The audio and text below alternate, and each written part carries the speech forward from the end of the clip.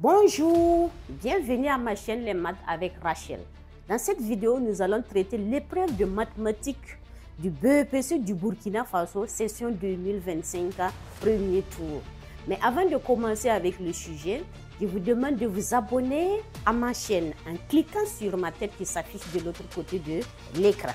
Revenons maintenant à notre épreuve. Premièrement, on dit cette épreuve comporte deux parties indépendantes à traiter obligatoirement. Première partie et puis deuxième partie. Et comme d'habitude, nous allons commencer avec la première partie. Dans la première partie, on dit dans cette partie, toutes les questions sont indépendantes. Et en grand 1, on dit pour les 5 questions du grand 1, reproduis le tableau suivant et le compléter par la lettre correspondant à la bonne réponse. Et donc voilà le tableau qu'on a déjà reproduit. On va compléter la deuxième ligne par les lettres qui correspondent à la bonne réponse.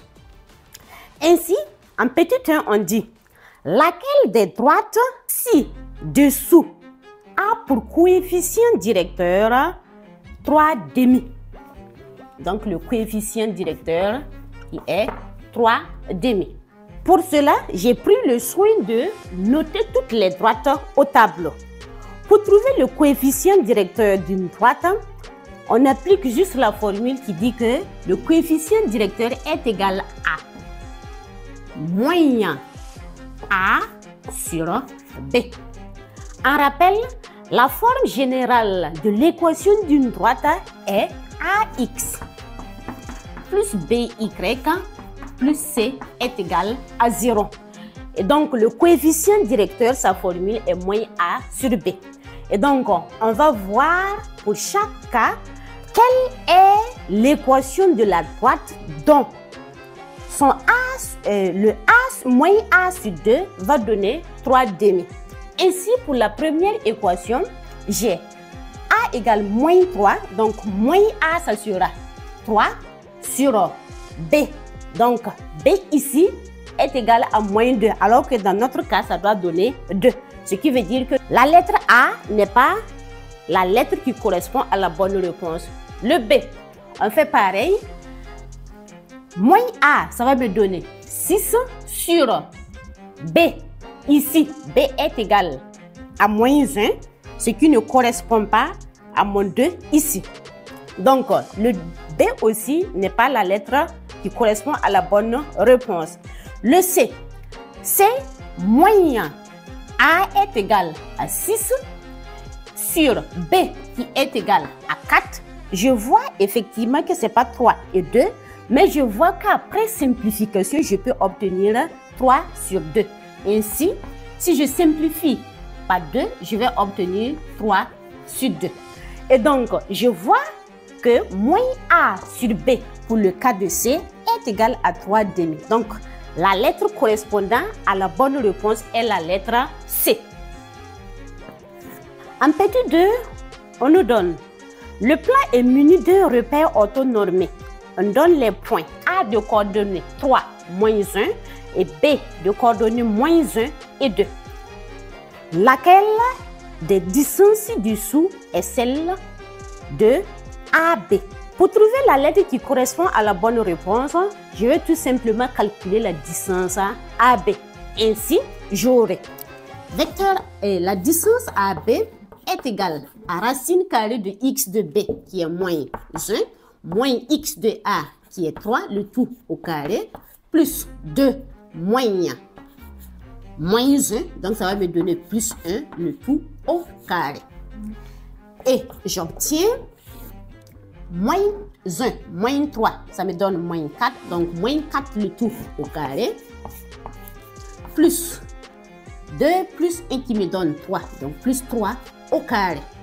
Cela me donne racine de 16 plus 9. Et 16 plus 9 me donne 25. Donc AB est égal à racine de 25 et racine de 25 est égal à 5. Une fois que j'ai trouvé la distance, j'ai fini de calculer, je me retourne vers le sujet et je vois maintenant quelle est la lettre correspondant à la bonne réponse. Et je vois que la lettre correspondant à la bonne réponse est la lettre A. En petit 3, soit Q, la fonction rationnelle définie par Q de x égale 2x plus 3 facteur de 2 plus x sur x moins 4 facteur de moins 2x plus 3.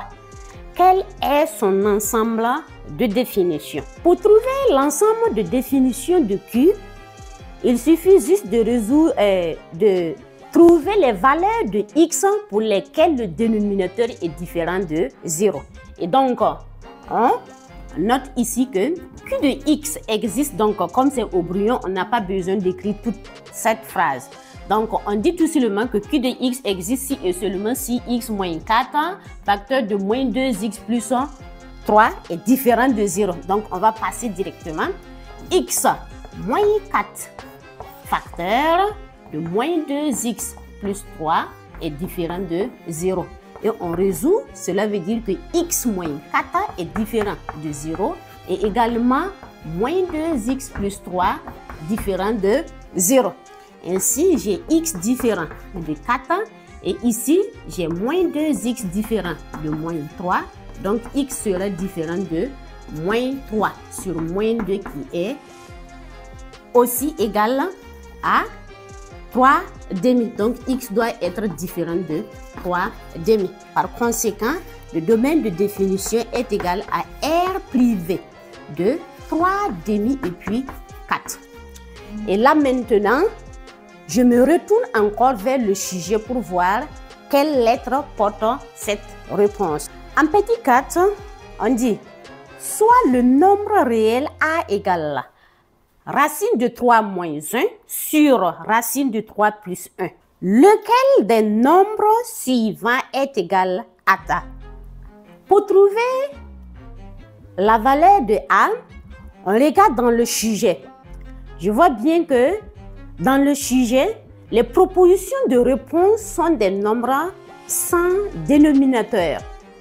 Donc, on a exprimé le dénominateur de A sans la racine carrée, sans le radical. Donc, ce qui veut dire que on va appliquer l'expression conjuguée du dénominateur pour calculer A et voir ça correspond à quelle lettre dans le sujet. Ainsi, A est aussi égal à racine de 3 moins 1 facteur de racine de 3 plus moins 1. Donc, l'expression conjuguée du dénominateur sur racine de 3 moins 1 facteur de racine de 3 plus 1. Et donc, l'expression conjuguée de racine de 3 plus 1 est égale à racine de 3 moins 1. On obtient ainsi, ici on a A moins B facteur de A moins B qui est A moins B le tout au carré, ce qui me donne A carré qui est racine de 3 au carré, moins 2 fois A fois B, donc 2 fois racine de 3 fois B qui est 1, plus B au carré. Le tout maintenant sur, ici on a A moins B facteur de A plus B, ce qui me donne A carré moins B carré. Donc racine de 3 au carré moins 1 au carré. Et là, on aura A égale racine de 3 au carré est égal à 3. Moins 2 racines de 3 plus 1. Le tout maintenant sur racine de 3 au carré qui me donne 3 moins 1. Et là, je vais obtenir 3 plus 1 qui me donne 4 plus moins 2 racine de 3 sur 2. Et là, je vois qu'au numérateur, je peux factoriser par 2. Ainsi, j'obtiendrai 2 facteurs de 2 moins racine de 3 sur 2. Et les deux vont se simplifier, ce qui me donne tout simplement 2 moins racine de 3. Et là maintenant, je me retourne vers le sujet et je vois que la lettre correspondant à la bonne réponse est la lettre Enfin, en petit 5, soit la série statistique ci-dessous donnant en un jour l'âge des patients dans un CSPS. Quelle est la classe modale de cette série statistique? Donc, on a un tableau de 2 lignes. La première ligne correspond à l'âge en année et la deuxième ligne qui correspond au nombre de patients.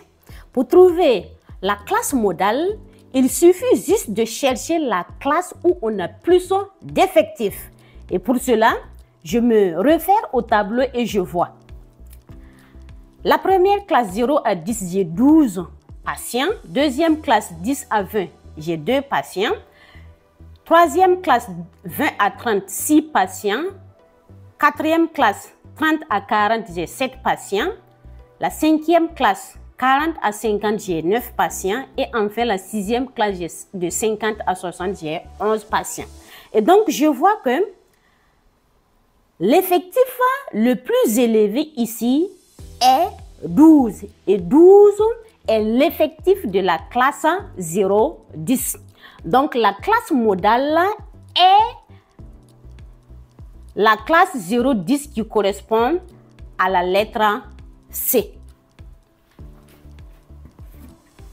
En grand 2, petit 1, soit X et Y, deux réels. Pendant la période autorisée, un sachet tue X lièvre et Y perdrix. Sachant qu'il y a en tout 10 têtes et 26 pattes, petit a, déterminer le système d'équation où X et Y sont solutions. Et enfin, petit b, déterminer X et Y. Donc, on dit premièrement, X et Y sont des réels. Et pendant la période autorisée, un sachet tue X lièvre. Donc, on a X lièvre et Y perdrix.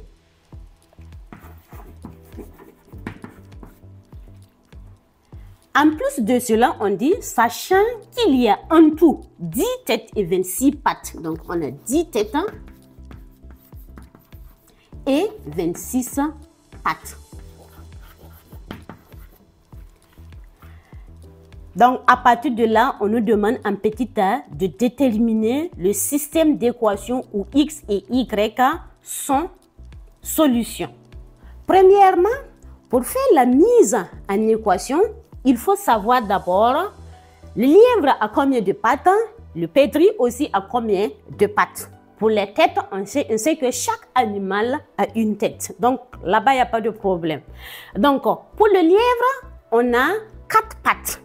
Et donc on aura 4 fois x, donc le nombre de pattes qui est 4 par lièvre, multiplié par le nombre de lièvres qui est x, plus le nombre de pattes de perdrix qui est 2, donc le perdrix a 2 pattes, multiplié par le nombre de perdrix qui est y, donc 2y. D'après l'énoncé, on dit qu'on a combien de pattes? On a 26 pattes. Donc 4x qui est le nombre de pattes de lièvre plus 2y qui est le nombre de pattes de perdrix est égal à 26. En plus de cela, on nous dit qu'on a 10 têtes.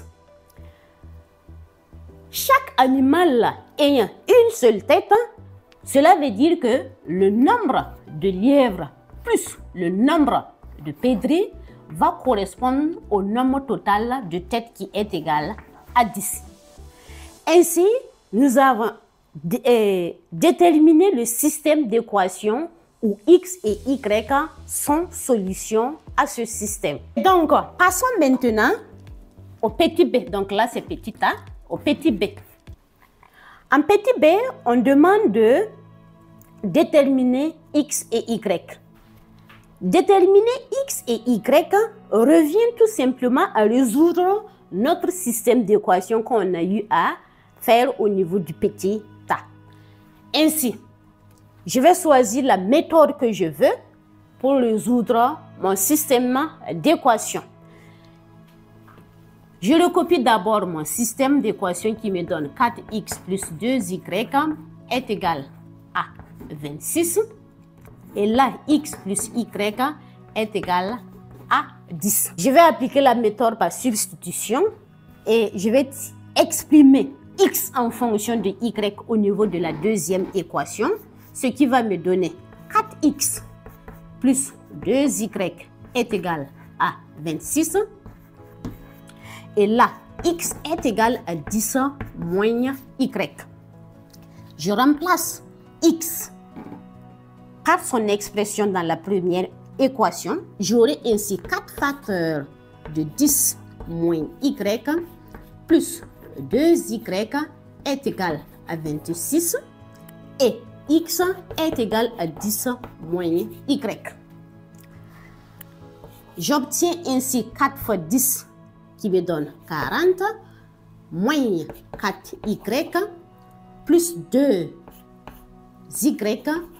est égal à 26 et là j'ai x est égal à 10 moins y.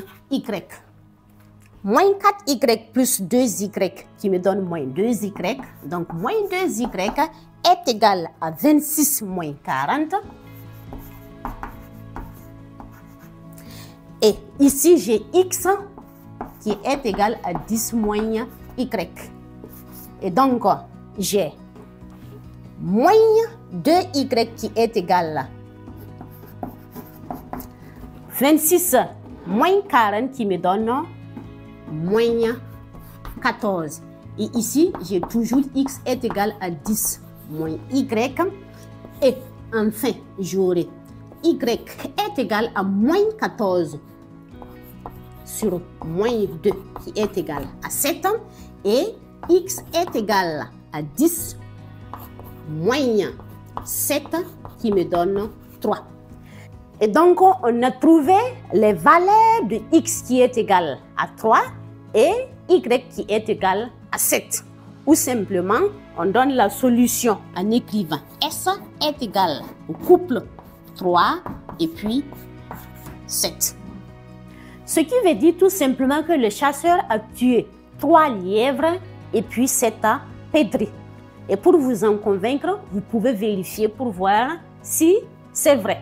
On a dit ici que x est égal à 3. Donc 3 fois 4, ça me donne 12, plus 2 fois 7 qui me donne 14. Donc 12 plus 14 qui me donne 26. Dans la deuxième ligne, j'ai x qui est égal à 3, y est égal à 7. Donc 3 plus 7 qui me donne 10. Donc vous avez la possibilité de vérifier avant de donner la solution. En petit 2, on donne soit l'application affine f définie par f de x égale moins 1 demi de x plus 2, déterminer l'antécédent de 0 par f. Déterminer l'antécédent de 0 par f revient tout simplement à résoudre l'équation f de x égale à 0. Ainsi, j'aurai f de x égale à 0 signifie que moins 1 demi de x plus 2 est égal à 0. Ce qui signifie que moins 1 demi de x est égal à moins 2. Et là, ça veut dire que moins x est égal à moins 2 multiplié par 2. Donc, x est égal à moins 4 sur moins 1 qui est égal à 4. Et donc, l'antécédent de 0 par f est égal à 4. Ou encore, on note tout simplement la solution en disant que s est égal à 4. En petit 3, on donne soit la figure ci-contre, sans reproduire la figure, calculer la distance BC, sachant que cosinus de 30 degrés est égal à la racine de 3 sur 2. Donc, on nous demande de calculer la distance BC. Dans les nausées, on ne demande pas de reproduire la figure sur la copie. Mais dans votre brouillon, pour faciliter la compréhension, vous reproduisez la figure juste à côté.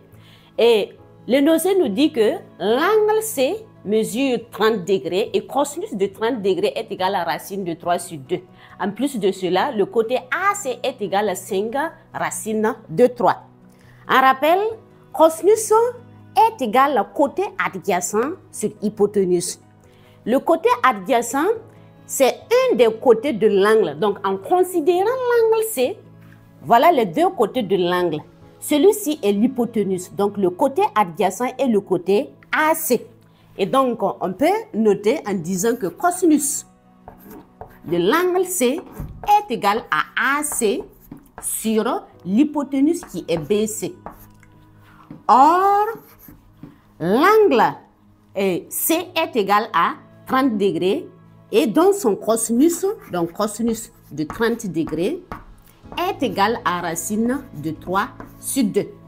Ce qui veut dire que le côté AC qui est égal à 5 racine de 3 sur BC que nous on veut calculer est égal à racine de 3 sur 2.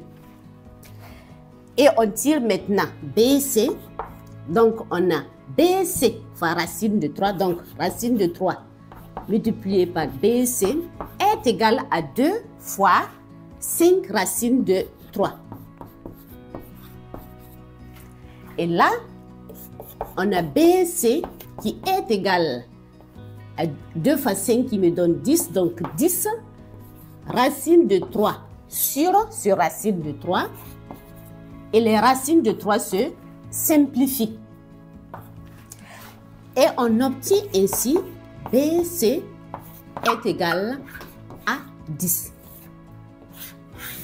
En petit 4, on nous donne la figure ci-contre est une pyramide dont la base est le carré ABCD de centre I et de hauteur SI, tel que AC égale à 4 racines de 2, AS égale 6 racines de 2. En petit a, quelle est la nature du triangle AIS? Pour faciliter la compréhension, j'ai représenté la figure juste à côté, mais sur votre copie, vous n'avez pas besoin de la représenter. Alors, la pyramide qui est là a pour base ABCD qui est un carré et de hauteur SI. Et I est le centre du carré, ce qui veut dire que I est le milieu de la diagonale AC. Et en plus de cela, comme SI est la hauteur de la pyramide, cela veut dire qu'elle est perpendiculaire à toute droite qui va passer par le centre de notre carré. Autrement dit, la hauteur SI est perpendiculaire à la droite AC. Et donc, le triangle AIS est un triangle rectangle en I. Et donc, je peux donner maintenant la nature de mon triangle en disant que AIS est un triangle rectangle en I. En petit b, on demande de calculer la mesure de la hauteur SI. Pour calculer la mesure de la hauteur, vu qu'en petit a, on nous a demandé la nature du triangle SAI et qu'on a dit que c'était un triangle rectangle en I, il suffit juste d'appliquer le théorème de Pythagore. Et donc, on revient à la ligne et on note AIS étant un triangle rectangle en I, d'après le théorème de Pythagore,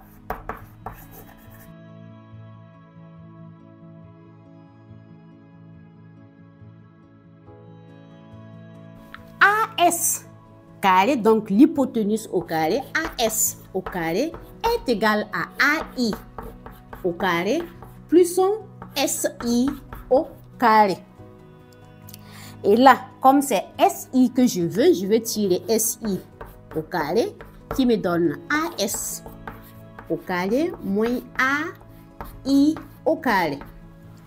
En remplaçant chacun par sa valeur, on a donné AS qui est égal à 6 racines de 2, donc 6 racines de 2 au carré, moins AI au carré, AI étant la moitié de AC. Et on nous a donné AC qui est égal à 4 racines de 2, donc 4 racines de 2 sur 2, le tout au carré. Là, j'obtiens 36 fois 2, qui me donne 72 moins. Les deux vont se simplifier. Je vais avoir 2 racines de 2 au carré qui me donnent 8. Et donc, SI au carré est égal à 72 moins 8 qui me donne 64. Donc, SI est égal à racine de 64 qui me donne tout simplement 8. Donc, dès que vous êtes en face d'une telle figure, il ne faut pas avoir peur, même si elle est imposante, elle est un peu complexe.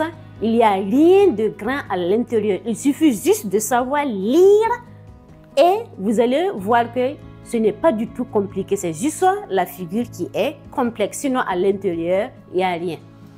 En petit 5, on dit soit P, le polynôme défini par P de x égale 9x carré moins 6x plus 1, plus 3 moins 5x facteur de 4 moins 12x.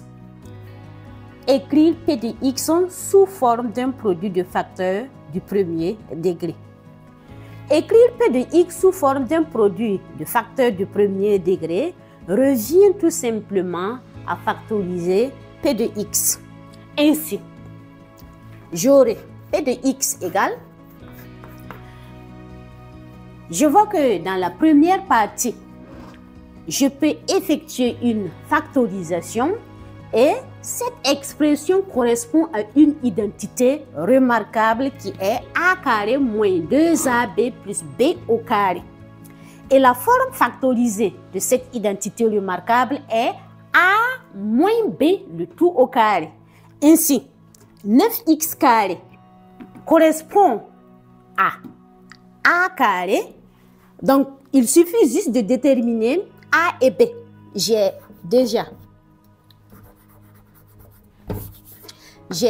a carré moins 2ab plus b carré qui est égal à a moins b le tout au carré. Donc, tout mon travail revient à trouver a et puis b, puisque c'est cette forme que moi, je veux.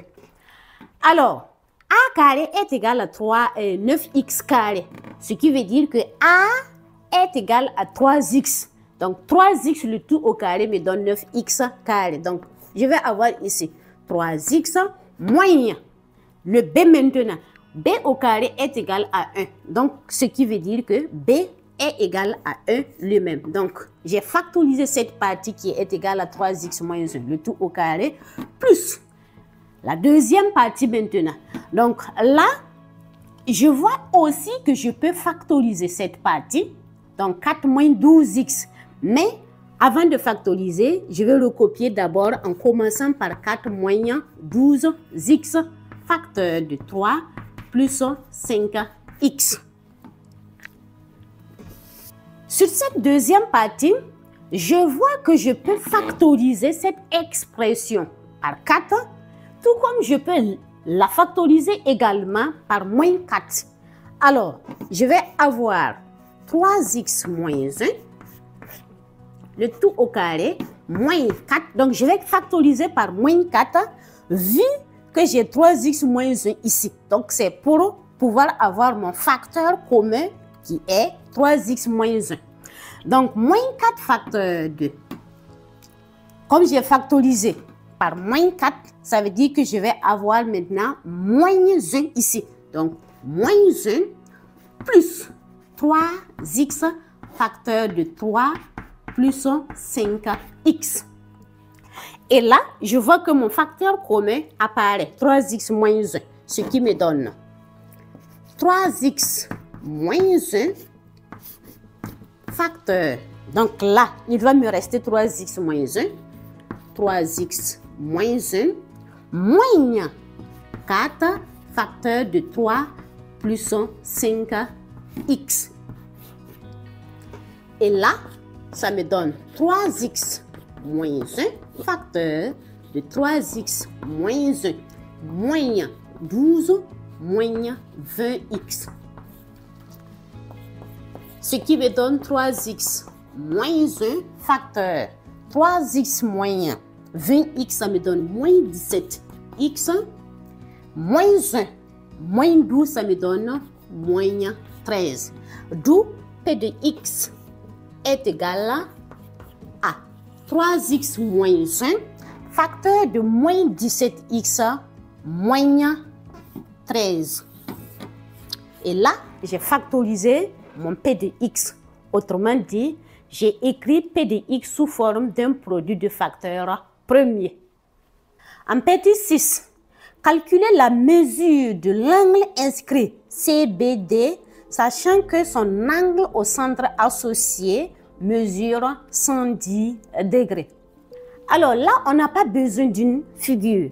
Mais pour comprendre, vous pouvez tracer rapidement votre cercle et vous placez le point B sur le cercle, C et D également sur le cercle. Et de centre O. Donc là, c'est cet angle qu'on veut. Donc l'angle CBD. Maintenant, on dit que l'angle au centre associé à cet angle, donc ça veut dire que cet angle-là me donne 110 degrés. En rappel, l'angle au centre associé est égal à 2 fois la mesure de l'angle inscrit dans le cercle. Donc, là, CBD est l'angle inscrit dans le cercle et 110 degrés est l'angle au centre associé à l'angle CBD. Donc, CBD est égal à 1/2 de l'angle au centre associé qui est égal à 110. Puisqu'on a dit que l'angle au centre associé est égal à 2 fois l'angle inscrit. Donc, pour trouver l'angle inscrit est égal à 1/2 de l'angle au centre associé. Ainsi, l'angle CBD est égal à 110 degrés sur 2 qui me donne 55 degrés. Et on a ainsi calculé l'angle CBD qui est égal à 55 degrés. Enfin, en petit 7, soit les vecteurs U de coordonnées moins A plus 1 et 1, vecteur V de coordonnées 3 et B moins 6. Déterminer les réels A et B pour que les vecteurs U et V soient égaux. Pour que les vecteurs U et V soient égaux, il faut que leurs coordonnées aussi soient égaux. Ce qui veut dire qu'il faut que x de U soit égal à x de V, y de U soit égal à x et y de V. Ainsi, j'aurai vecteur U égale vecteur V, signifie que moins A plus 1 est égal à 3 et 1 aussi est égal à B moins 6. Ce qui signifie que moins A est égal à 3 moins 1 et B est égal à 1 plus 6. Ce qui veut dire que A est égal à 3 moins 1, ça me donne 2. Et avec le moins, ça va me donner maintenant moins 2. Et B est égal à 1 plus 6 qui me donne 7. Et donc, pour que A, vecteur U et vecteur V soient égaux, il faut que A soit égal à moins 2 et B est égal à 7. Deuxième partie, exercice 1. Dans le plan menu d'un repère autonormé OIJ, on considère les points A de coordonnées 3, 4, B de coordonnées 3, 0, C de coordonnées 1, 4. Unité graphique 1 cm. Petit 1, petit a, placez les points A, B, C dans le repère OIJ. Le point A a pour coordonnées 3 et puis 4. Ce qui me donne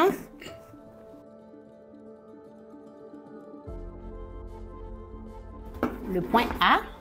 Le point B a pour coordonnées 3 et 0, donc B est là. Et le point C a pour coordonnées 1 et puis 4. Un point C. En petit b, calculez les distances AB et AC. Donc petit b, la distance AB et AC.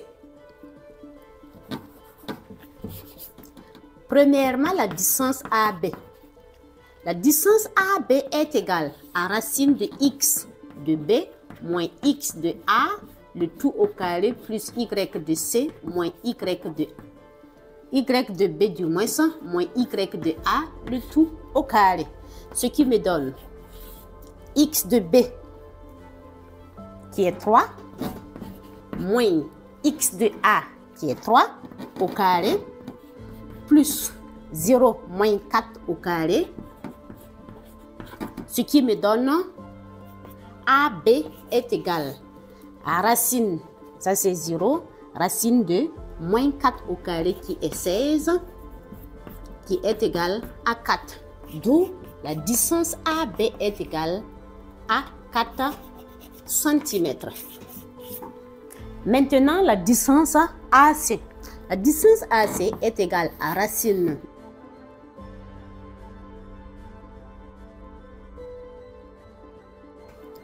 ce qui me donne x de C, 1, moins x de A qui est 3, donc 1 moins 3 au carré, plus 4 moins 4 au carré qui me donne 0. Donc là, j'aurai AC est égal à 1 moins 3 qui me donne moins 2 au carré qui est égal à 4. Donc AC est égal à 2 cm.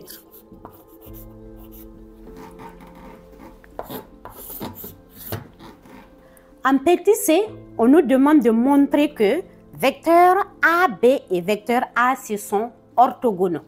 Pour montrer que vecteurs AB et AC sont orthogonaux, il faut vérifier la condition d'orthogonalité à ces deux vecteurs. Et donc, on aura vecteur AB orthogonal au vecteur AC si x' plus y' est égal à 0. Avec x vecteur, x qui est x du vecteur AB, x' qui est x du vecteur AC, y qui est y du vecteur AB et y' qui est y du vecteur AC. Et donc, on va calculer d'abord les coordonnées du vecteur AB, puis les coordonnées du vecteur AC et appliquer cette condition pour voir si ça vérifie. Si ça donne 0, cela veut dire que les deux vecteurs sont orthogonaux. Vecteur AB a pour coordonnées x de B moins x de A, y de B moins y de A, ce qui me donne 3 moins 3 qui me donne 0.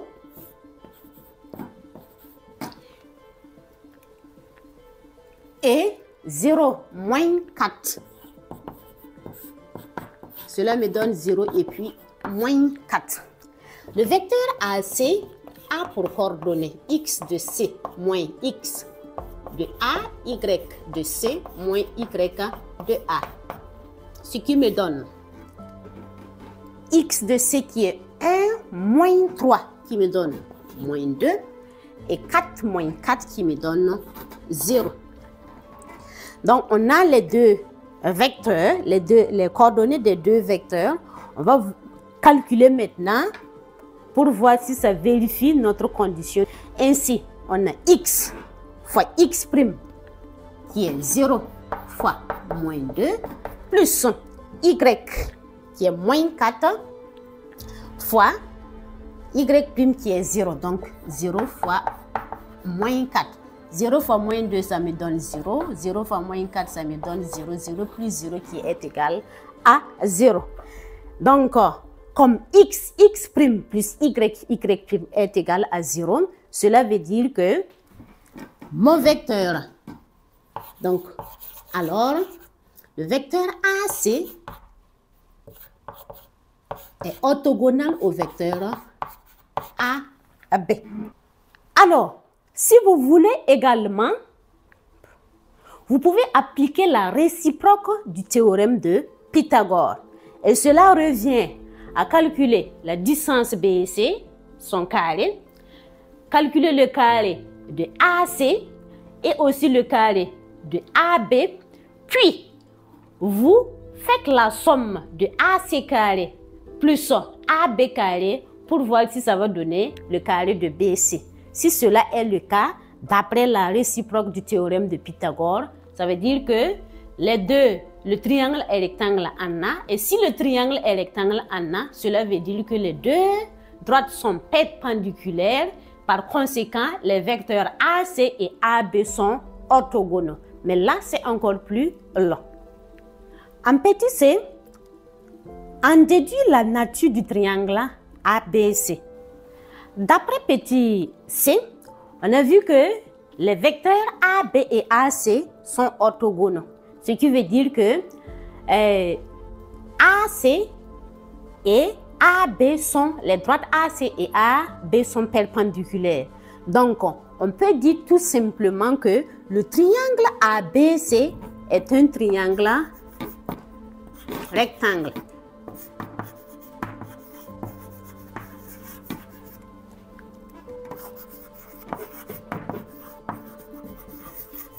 A. Donc, comme en B, en petit c, on a montré que les vecteurs AB et AC sont orthogonaux. Cela veut dire tout simplement que le triangle ABC est un triangle qui est rectangle en A. Maintenant, on pourra se poser la question de savoir est-ce qu'il est un triangle isocèle également. On revient ici. En petit b, on a calculé la distance AB qui est égale à 4 et la distance AC qui est égale à 2. Donc, les deux côtés droits du triangle, donc AB et AC, ne sont pas égaux, alors que BC est l'hypoténuse. Donc, c'est le côté qui est le plus long. Donc, il ne peut pas être égal à l'un des deux côtés, ni à AC, ni à AB. Donc, par conséquent, le triangle ne peut pas être un triangle isocèle. Conclusion, la nature du triangle ABC est un triangle rectangle en A. En petit 2, soit c'est le cercle circonscrit au triangle ABC. Petit a déterminé les coordonnées du centre I du cercle C. C étant un cercle circonscrit au triangle rectangle ABC en A, cela veut dire tout simplement que BC est le diamètre de notre cercle circonscrit. Et comme il est le diamètre, ça veut dire que son milieu est le centre de notre cercle. Ce qui veut dire tout simplement que I est le milieu de BC. Et par conséquent, X de I est égal à X de B plus X de C sur 2 et Y de I est égal à Y de B plus Y de C sur 2. Ce qui me donne un X de I. J'ai 3 plus 1. 3 plus 1 sur 2 qui est égal à 4 sur 2 qui me donne 2. Et en ordonnée, j'ai 4 plus 0 sur 2, ce qui me donne 4 sur 2 qui est égal à 2. Conclusion, I, le centre de mon cercle a pour coordonnées 2, 2. En petit b, on demande de calculer le rayon R du cercle C. Étant donné que BC est le diamètre du cercle C, ça veut dire que la moitié de BC est égale au rayon du cercle. Ainsi, R est égal au diamètre sur 2, donc BC sur 2, qui est égal. Donc là, il faut calculer la distance BC. Et pour calculer la distance BC, on peut utiliser les coordonnées de BC, de B et C, tout comme on peut aussi appliquer le théorème de Pythagore pour calculer notre distance BC. Moi, je vais appliquer la distance BC en calculant, ce qui me donne X de C qui est 1 moins x de b, donc 1 moins 3 au carré, plus 4 moins 0 au carré sur 2. Donc, R est égal racine 1 moins 3 moins 2 au carré qui me donne 4. 4 moins 0 qui me donne 4 au carré qui me donne 16 sur 2. Et là, ça me donne racine de 20 sur 2. Et racine de 20 est égale à 2 racines de 5 sur 2. Donc, les deux vont se simplifier et mon rayon R est égal à racine de 5 cm. Et enfin, en petit c, on demande de construire le cercle C dans le même repère. Pour construire le cercle C, je vais tracer d'abord le triangle ABC, puis placer le point I de coordonnée 2, qui est au milieu du segment BC. Voilà mon triangle qui est rectangle en A et le point E de coordonnée 2, 2. Le point I de coordonnée 2, 2 qui est le centre de mon cercle. Ainsi, je construis maintenant mon cercle de centre I et de rayon IB ou encore de rayon IC ou encore IA, puisque C est un cercle circonscrit. Il passe par les 3 sommets de mon triangle. Et voilà mon cercle C de centre I et de rayon IB qui est égal à racine de 5. Le dernier exercice de l'épreuve, exercice 2, on considère l'application f définie par f de x égale valeur absolue de 1 demi de x plus valeur absolue de moins 1 demi de x plus 2. Et en petit 1, montrer que f de x est égal à moins x plus 2 si x appartient à l'intervalle moins l'infini à 0 fermé, égale 2 si x appartient à l'intervalle 0 à 4 fermé et x moins 2 si x appartient à l'intervalle 4 à plus l'infini fermé en 4. Pour montrer que f de x est égal à cette expression, nous allons écrire l'expression initiale de f de x sans le symbole de la valeur absolue. Car on remarque ici que dans la nouvelle expression de f de x, il n'y a plus de symbole valeur absolue. Ainsi, nous allons posons 1 demi de x égale 0 et moins 1 demi de x plus 2 aussi est égal à 0. Donc là, ça veut dire que x est égal à 0.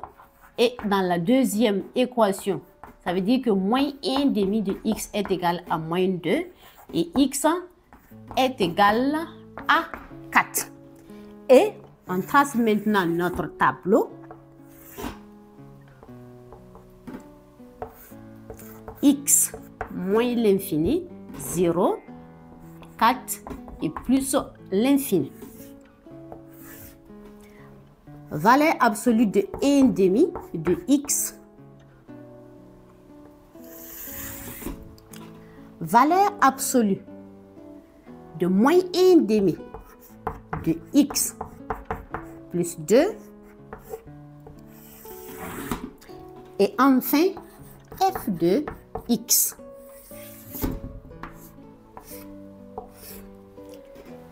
Un demi de x s'annule en 0. Valeur absolue de moins 1 demi de x plus 2 s'annule en 4.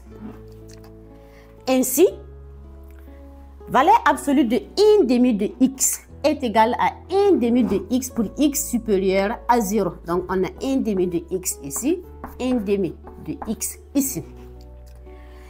Et ça est égal à moins 1 demi de x pour x inférieur à 0. Donc, le signe de x étant positif, à droite de ce 0, on recopie le nombre qui est entre les deux barres et à gauche de ces 0, on recopie, on note, ça donne maintenant l'opposé de ce qui est entre les deux barres. La deuxième ligne, valeur absolue de moins 2x plus 2. X étant affecté d'un signe moins, la valeur absolue de moins 1/2 de x plus 1 me donne moins 1/2 de x plus 2 à gauche de 0, donc avant 0, donc moins 1/2 de x plus 2 ici et ici également, moins 1/2 de x plus 2. Et maintenant, après 0, c'est-à-dire à droite de ce 0, cela me donne maintenant l'opposé de ce qui est là, qui me donne 1/2 de x moins 2. Et là maintenant, on fait la somme par intervalle.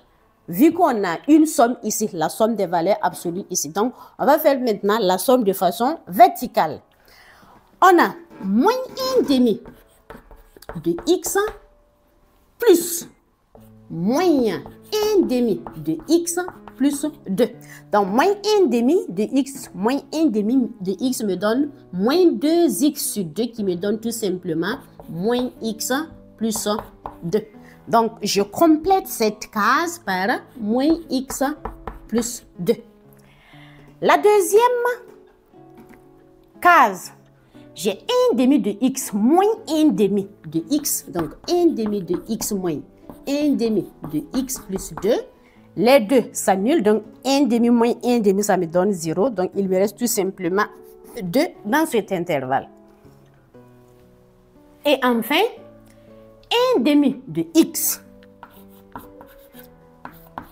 plus 1/2 de x moins 2 qui me donne 1/2 de x plus 1/2 de x qui me donne 2x sur 2 qui me donne x moins 2. Donc, dans cet intervalle-là, on obtient x moins 2. Et là maintenant, je repars à la ligne et je dis, d'après le tableau,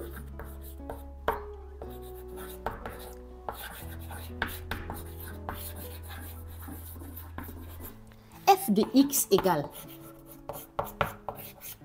Et je commence maintenant à donner les valeurs en prenant f de x sur la dernière ligne. Je donne l'expression de f de x par intervalle. Donc, le premier intervalle, c'est de moins l'infini à 0. Et de moins l'infini à 0, je vois que f de x est égal à moins x plus 2. Donc, f de x est égal à moins x plus 2 si x appartient à l'intervalle moins l'infini à 0 fermé. Deuxième intervalle, c'est de 0 à 4. De 0 à 4, f de x est égal à 2. Donc, si x appartient à l'intervalle fermé de 0 à 4. Et enfin maintenant, de 4 à plus l'infini. F de x est égal à x moins 2. Donc, si x appartient à l'intervalle fermé de 4 à plus l'infini.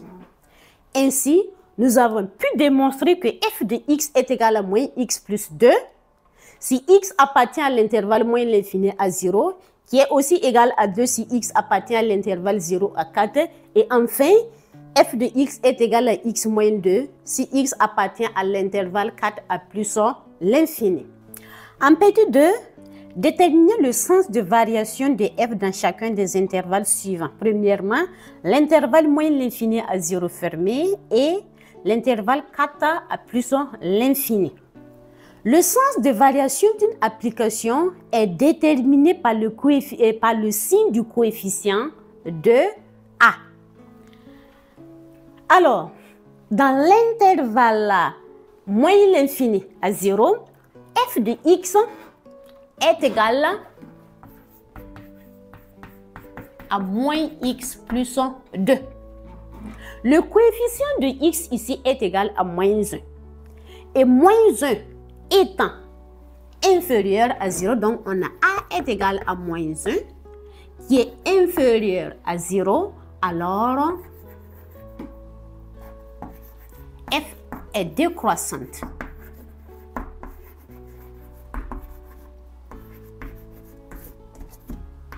F est décroissante. Et maintenant, dans le deuxième intervalle de 4 à plus l'infini, on a f de x qui est égal à x moins 2. Et dans ce cas, le coefficient de x est égal à 1. Donc, on a a ici qui est égal à 1, qui est supérieur à 0, ce qui veut dire que f est croissante.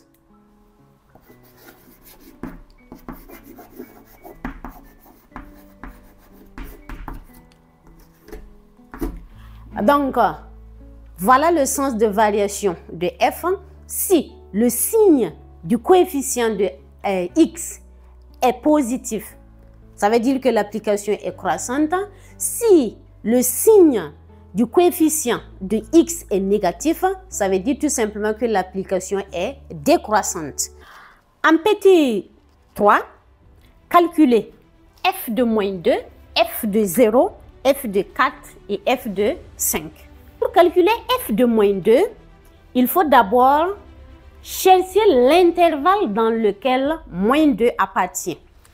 Donc, moins 2 appartient à l'intervalle moins l'infini à 0. Donc, ici, ce qui veut dire que je dois calculer f de moins 2 en considérant cette expression de f de x. Donc, j'aurai f de moins 2 qui est égal à moins 2, donc moins 2 plus 2. Ce qui me donne 2 plus 2 qui me donne 4. F de 0. De la même manière, je regarde 0 appartient à quel intervalle. Ici, je vois que 0 appartient à deux intervalles. Le premier de moins l'infini à 0 vu que c'est fermé en 0 et le second également de 0 à 4. Maintenant, pour l'intervalle 0 à 4, je vois que j'ai déjà la valeur de f de x. Pour tout x élément de 0 à 4, f de x est égal à 2. Donc, pour faciliter le travail, au lieu de revenir ici pour remplacer x par 0 et calculer, je prends directement la valeur de f de x dans l'intervalle 0 à 4 vu que 0 appartient à mon intervalle. Et donc, je note 0 appartient à l'intervalle 0 à 4. Alors, f de 0 est égal à 2. Donc, je ne me casse pas la tête. Il en est de même avec 4. 4 appartient à cet intervalle. Et donc, je note 4 éléments de l'intervalle 0 à 4. Donc, f de 4 est égal à 2. Et enfin maintenant, f de 5. Je vois que 5 appartient à l'intervalle 4 à plus l'infini. Donc, 5 appartient à l'intervalle 4 à plus l'infini, ce qui veut dire que f de 5 est égal. Je remplace ici x par 5. Donc, j'aurai 5 moins 2 qui me donne 3. Donc, j'ai f de 5 qui est égal à 3. Donc, voilà comment on calcule. Il faut d'abord vérifier à quel intervalle le x appartient et on remplace maintenant le nombre dans l'expression de f dans cet intervalle afin de pouvoir calculer son image. Enfin, petit 4, représenter graphiquement f dans un repère orthonormé OIJ, unité graphique 1 cm. Pour représenter graphiquement f dans notre repère, il faut considérer cette expression de f. Et en plus de cela, f doit être représenté dans ces 3 intervalles. Et pour chaque intervalle, on considère l'expression correspondant à f dans cet intervalle. Ainsi, dans le premier intervalle de moins l'infini à 0, f de x est égal à moins x plus 2. En regardant l'expression de f de x, c'est l'équation d'une droite. Ce qui veut dire que je dois avoir 2 points pour pouvoir tracer f dans l'intervalle moins l'infini à 0. Maintenant, dans la question précédente, on nous avait fait calculer l'image des points. C'était moins f de moins 2, f de 0, f de 4 et puis f de 5. Dans cet intervalle moins l'infini à 0, moins 2 et 0 appartiennent à cet intervalle. Ce qui veut dire que ces 2 points me permettent tout simplement de tracer f dans cet intervalle. Ainsi, j'obtiens f de moins 2 qui est égal à 4.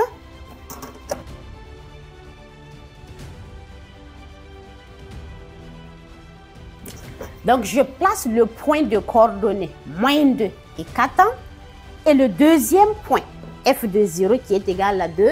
Et le deuxième point qui est le point de coordonnées 0 et puis 2. Donc là.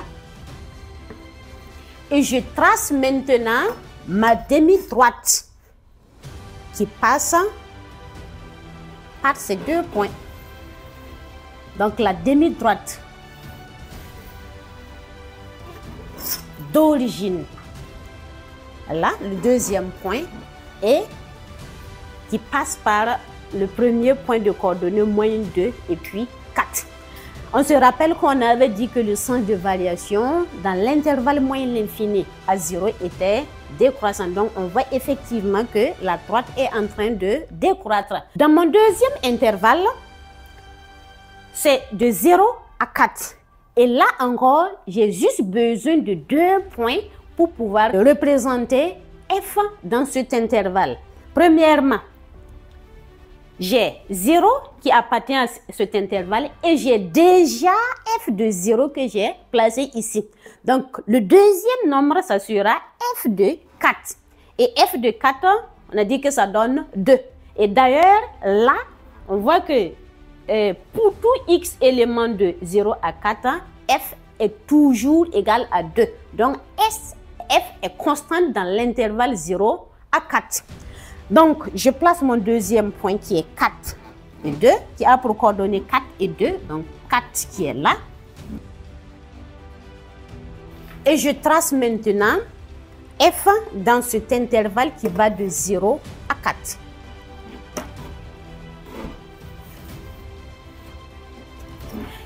Et enfin, je représente f dans le dernier intervalle qui va de 4 à plus l'infini. 4 appartenant à cet intervalle, cela veut dire que je peux considérer le point de coordonnées 4 et puis 2. Donc, ce point appartient déjà à mon intervalle. Donc, il me manque juste un deuxième point pour pouvoir tracer, représenter f dans l'intervalle 4 à plus l'infini. Car je remarque ici que f de x, l'expression de f de x est l'équation d'une droite. Donc, je place mon deuxième point qui a pour coordonnées 4 et 5, 3. Donc, j'ai 5 et 3. Et voilà mon deuxième point.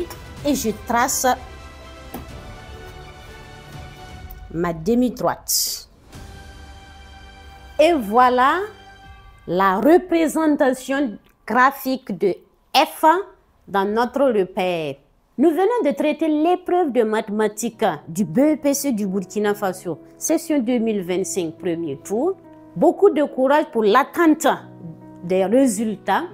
Et ceux qui seront au second tour, je vous encourage et je vous exhorte à garder toujours cette confiance en vous, gardez toujours ce courage et préparez-vous conséquemment pour aller affronter le second tour. Bonne chance à ceux qui seront au second tour et ceux qui sont déjà admis, félicitations à vous.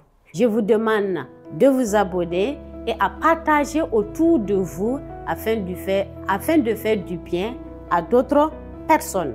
Merci pour votre fidélité et à très bientôt pour une nouvelle vidéo sur une autre épreuve de mathématiques.